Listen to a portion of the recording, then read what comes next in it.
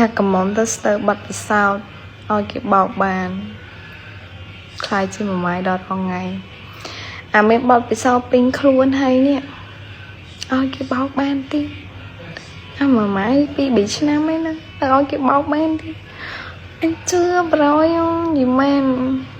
វីដេអូនេះសូមផ្ដាំទៅបងប្រុសមួយចំនួនដែលច្រើន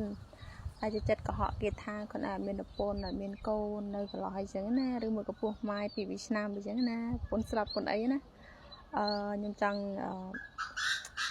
ផ្ញើជូនទៅបងថាពាក្យហ្នឹងឲ្យឈប់បានឈប់ទៅបើមានប្រពន្ធប្រាប់គេថាមានប្រពន្ធទៅបើមិនម៉ាយមិនក៏ប្រាប់ថាមិនម៉ាយទៅកន្លោះក៏ប្រាប់ថាកន្លោះទៅប្រាប់គេត្រង់ទៅកុំកុហកគេ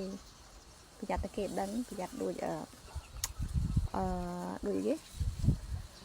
ដូចរឿងប្រពន្ធដើមចាប់បានប្តីនឹងស្រីហ៎ខ្ញុំឆ្ងល់តែអ្នកអរគ្នាមុខខ្ញុំប៉ុណ្ណឹងដែរ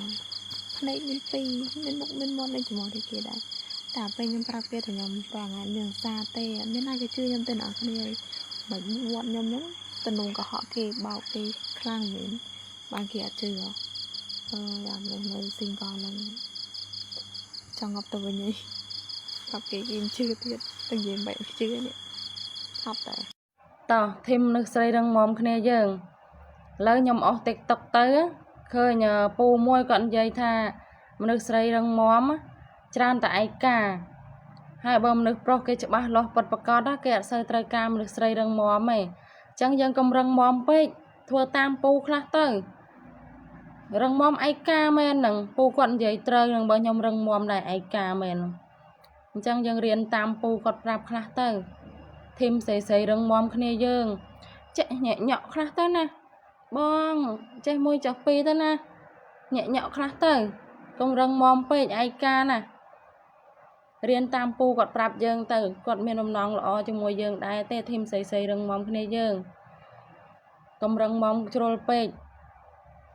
ខ្លាំងពេកចឹងឯកាចេះញាក់ញក់ខ្លះទៅណា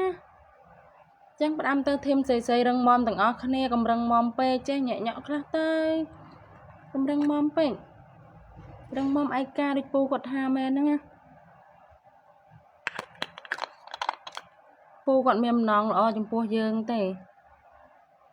គាត់ប្រាប់យើងបំណងល្អរបស់គាត់ដែរអរគុណហើយពូដែលជួយប្រាប់ស្រីរឹងមាំពួកខ្ញុំឲ្យខ្ញុំដឹងចឹងណា